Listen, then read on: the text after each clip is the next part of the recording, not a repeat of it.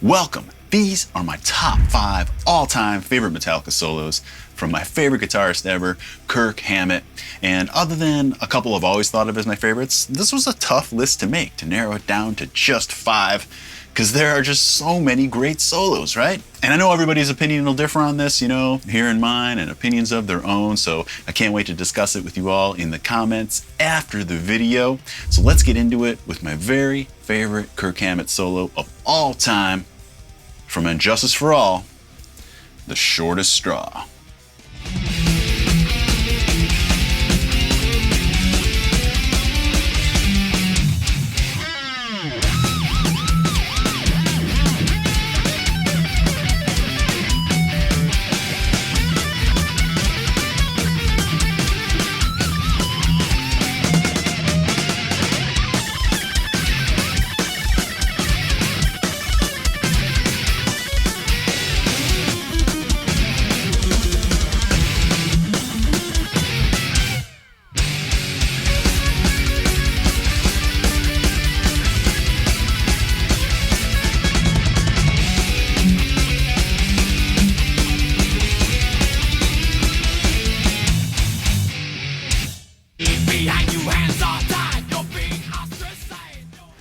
This solo, a big reason that makes it my favorite other than it just sounding awesome, is that it had so many different techniques in it that rubbed off on me when I was coming up.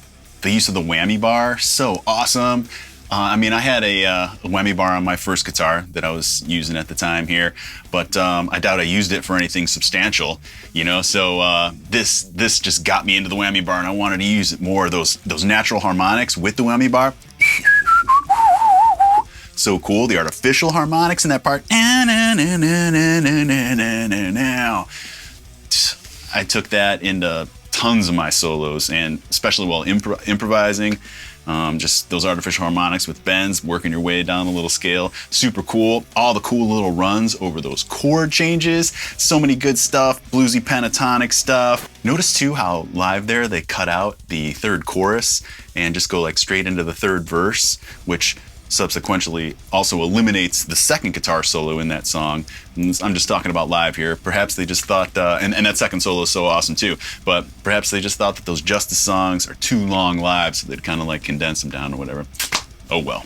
Let's move on. I've always thought of this next one as my second favorite solo of Kirk's. It's short and sweet and just sounded so cool to my young ears, and still does today. From the Master of Puppets record, The Thing That Should Not Be.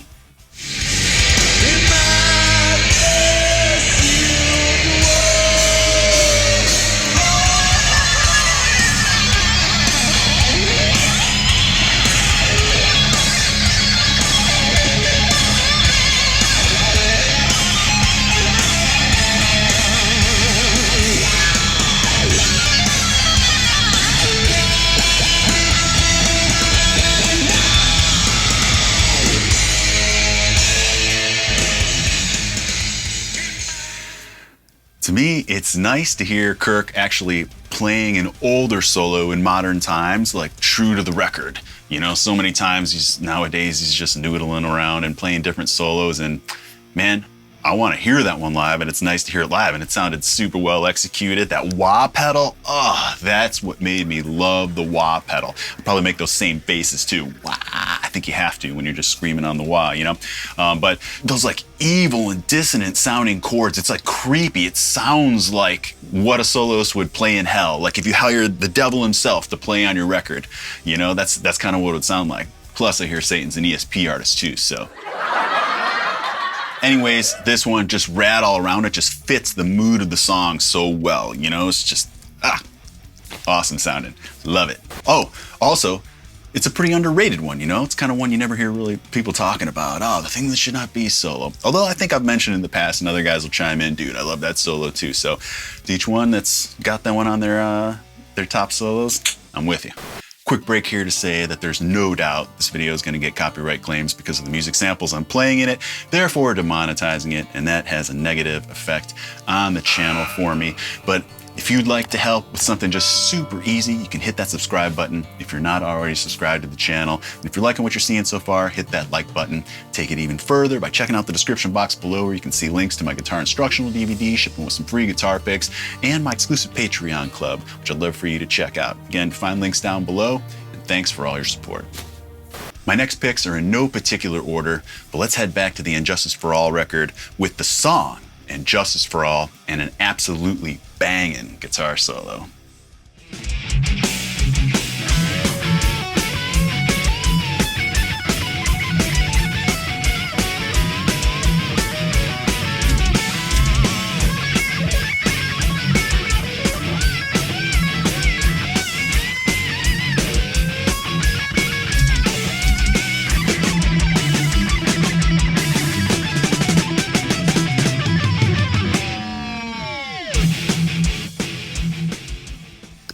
Big bends, bluesy, technical, just a perfect guitar solo from start to finish, in my opinion. That opening bit was part of my pre-show warm-up routine for like every show I've ever played. There's just something about it that sounds so cool to me, and really started developing my love for the pentatonic box, you know, that bluesy pentatonic scale, which Kirk uses so much, and I think I do too. Definitely because of him. Another big thing this solo taught me was that he clicks on the wah in the midst of the solo for that effect. And you know, at the time, I'm probably learning these solos when I'm in like 8th grade, jamming all this stuff, and like at that time, you know, I just figured if a solo is going to have wah on it, I guess it needed to have wah on it the whole time. I didn't think of it as something, an effect that you can click on and off in the midst of the solo. So I don't know, you know, just little things. Totally obvious now, but you know, you don't know till you know. And that was like kind of a moment for me. Another awesome thing, the riff behind the solo, that whole part just jams so hard, and it's kind of its own little section. You know, you don't hear the riffs like that anywhere else in the song exactly like that, and it's just jamming riffs make for jamming solos, in my opinion. So again, a classic, one of my all-time favorites, And Justice for All. Mwah. All right, let's take it to the Black Album with a bit of a sleeper that I'm gonna guess none of you would have suspected that I'd pick. Check this one out.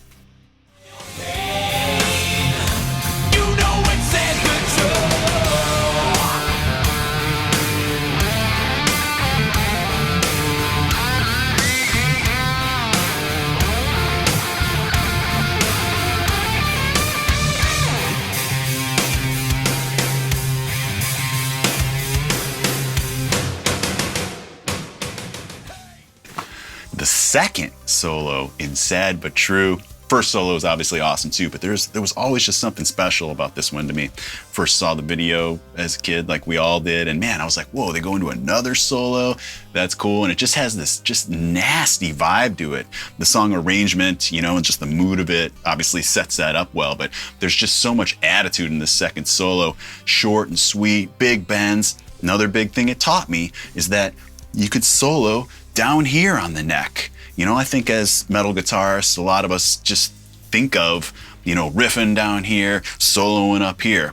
And so when you can get good creative solos down here that cut, because it's harder to cut because there's less contrast. Obviously, higher notes, higher pitched notes are going to stand out in a way over lower pitched riffing that it may not if you're soloing down here. So I think it needs to just fit in the pocket really well, great selective notes, and just be executed well to kind of stand out and create that contrast. And I think that solo does that. Obviously he ends up higher, but starting it out, it just gave it that nasty vibe. So I really loved it, and such a cool video too, right? Like I said, for that time, you know, I mean, it's just kind of like a live video, but watch it again if you get a chance, because there's just lots of cool cuts, and you can tell they're having fun and just at the top of their game at the time. Sad but true. Obviously a banger. Finally, one I've talked about a lot and shown off here on the channel, another staple of my warm-up routine throughout my entire career, the To Live Is To Die solo, again from the And Justice for All album. But unfortunately, I couldn't find any good footage of them playing this. They obviously didn't play it a lot live, and there's some footage, but Kirk again is just noodling improvised solos over it, which to me is just such a shame because it's such a badass solo. I want to hear it. And the little footage that we can find online, I couldn't find any of him playing the actual, the solo from the album that he recorded. It is kind of, in my opinion, just like nonsense that didn't add any improvement. Sorry, Kirk, that I'm talking some shit, but I've made it clear many times that I'm one of those guys that wants to hear the solos like I hear them on the record. A little bit ad-lib here and there is cool, but to completely change around a solo, come on, bro. But anyways, if you'd like to see me play it, you can in one of my very first YouTube videos ever. I did this for like some EMG Metallica challenge, and you could only squeeze, it had to be exactly 3 minutes, so I chose part of that for that. You can check that out. I'll link it for you up here and below if you want to check out my little cover of To Live Is To Die, probably from back in like 08 or 09, something like that. How about a couple honorable mentions though, since we couldn't see any video of that. The Ride the Lightning solo, such a journey, multiple key changes, multiple riffs, fantastic solo. Loved that one big time as a kid. All of Kirk's like little melodic solos over clean parts and songs like One, Fade to Black, Sanitarium. I love those things, just super, super killer. And then finally, not on an album really, but the 1989 Seattle show that I talk about all the time. His solo on that, just his guitar solo, is to me some of the best 10 or 15 minutes in Metallica history.